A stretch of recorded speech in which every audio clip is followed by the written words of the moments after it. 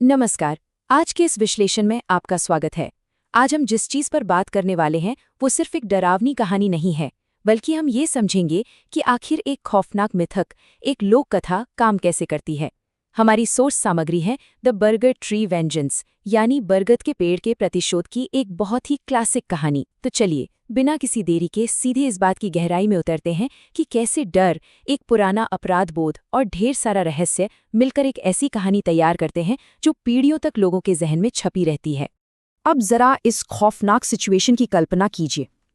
रात के ठीक 12 बजे का समय हो, चारों तरफ डरावना सन्नाटा हो और तभी अचानक अंधेरे से एक आवाज आती है, तू भी मरने आया है। सच कहूं तो ये कोई आम सवाल नहीं है। ये सीधा हमारे दिमाग के उस हिस्से पर वार करता है जहां सबसे गहरा डर छिपा होता है। हमारी सोर्स सामग्री कहानी की शुरुआत एकदम यहीं से करती है, बिल्कुल इस खौफनाक माहौल के बीचों बीच। ये सोचने पर मजबूर कर देता है कि आखिर ये आवाज है किसकी, और वो इतनी गारंटी के साथ मौत की बात क्यों कर रही है। अब हम इस कहानी के पहले हिस्से की तरफ बढ़ते हैं। गांव का भयानक रहस्य, खौफ की शुरुआत। हर दिलचस्प मिथक की तरह यहाँ भी कहानी एक अनजाने खतरे से शुरू होती है, जहाँ एक छोटे से गांव में कुछ बहुत ही अजीब और कह सकते हैं जानलेवा घटनाएं घटनी शुरू हो गई थी। यहाँ जो सबसे दिलचस्प बात सामने निकल कर आती है वो है इन घटनाओं का एक एकदम फिक्स पैटर्न। देखिए, कोई भी लोक कथा तब तक असरदार नहीं होती जब तक उसके कुछ सख्त नियम न हो। यहाँ एक बहुत ही सटीक टाइमलाइन दी गई है। स्टेप 1, रात के ठीक 12 बजते हैं। स्टेप 2, गांव के बाहर उस पुराने बरगद के पेड़ के पास से किसी के रोने की बहुत ही दर्दनाक आवाज आती है। अब रोने की आवाज सुनकर किसी के भी मन में दया तो आएगी ही, है ना। वो आवाज उन्हें अपनी तरफ खींचती है।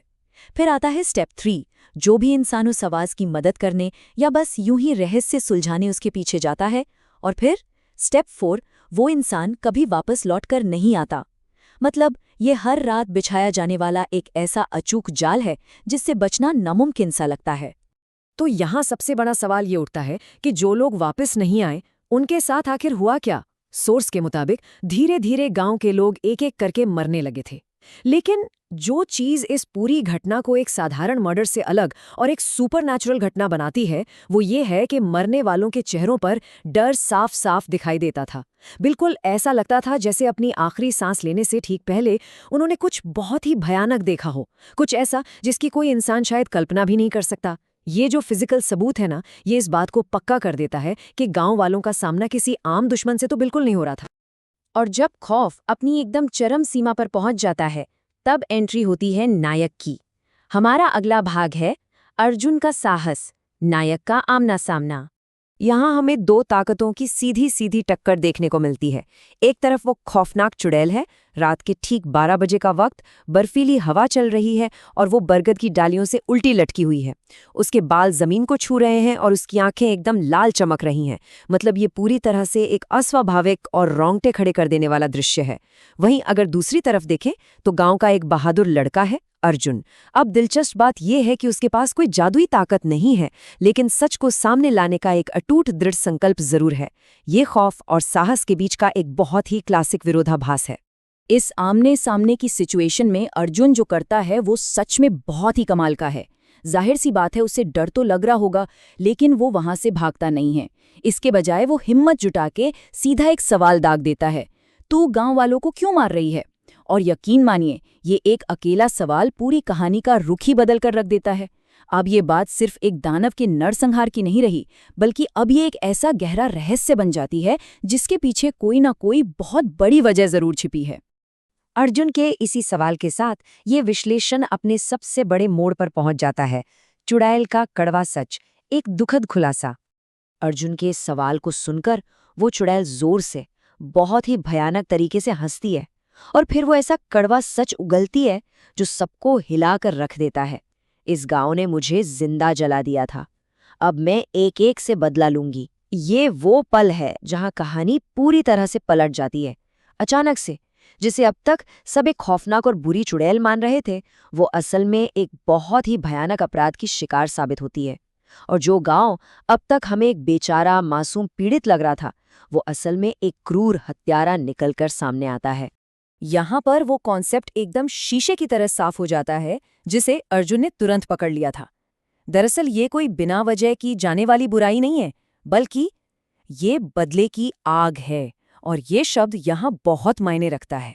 इसका सीधा सा मतलब ये है कि ये जो खौफ पूरे गांव पर छाया हुआ है, वो असल में उनके अपने ही सामूहिक अपराध बोध का नतीजा है। उनके द्वारा अतीत में किए गए एक भयानक अन्याय का परिणाम है। चुड़ैल का वजूद उसी काले सच की देन है जिसे गांव वालों ने मिलकर दबाने की कोशिश की थी। तो अब जब सच सबके सामने आ ही गया है तो इसे सुलझाया कैसे जाए? हमारा अंतिम भाग इसी पर फोकस करता है, पश्चाताप और अधूरी शांति, एक समाधान। सोचने वाली बात है कि जब एक पूरे समुदाय के सामूहिक पाप का खुलासा हो जाता है तो वो उसे ठीक करने के लिए आखिर क्या कदम उठाते हैं। इस समस्या के समाधान के लिए गांव वालों ने 3 बहुत ही स्पष्ट कदम उठाए। सबसे पहले तो अर्जुन ने जाकर पूरे गांव को उनका ये छिपा हुआ काला सच याद दिलाया। तो पहला कदम था अपने किए गए अपराध को स्वीकार करना। दूसरा कदम, सबने मिलकर उस बरगद के पेड़ के पास पूजा करवाई, जो कि एक तरह से आध्यात्मिक प्रायश्चित करने का प्रयास था।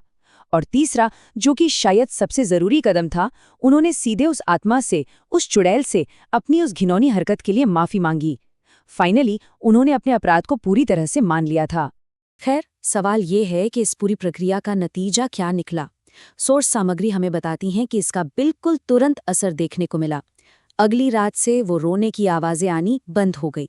ऐसा लगा जैसे सच में माफी मांगने और प्रायश्चित करने से उस तड़पती हुई आत्मा को शांति मिल गई हो, और गांव के ऊपर जो मौत का श्राप मंडरा रहा था वो पूरी तरह से खत्म हो गया। अब एक साधारण सी कहानी शायद यहीं पर खत्म हो जाती है, एक हैप्पी एंडिंग के साथ, जहां सब कुछ ठीक हो गया हो। लेकिन एक बेहतरीन लोक कथा कभी भी इतनी आसानी से चैन की सांस नहीं लेने देती, क्योंकि यहीं से इस कहानी का असली और शायद सबसे डरावना हिस्सा शुरू होता है। सोर्स में इस बात का साफ उल्लेख है कि हाँ, हत्याएं तो रुक गईं, लेकिन आज भी कभी-कभी उस पुराने बरगद के पेड़ के पास से किसी के रोने की बहुत ही हल्की सी आवाज सुनाई देती है। ये चीज सोचने पर मजबूर कर देती है कि क्या कोई भी माफी इतने बड़े पाप को पूरी तरह से मिटा सकती है?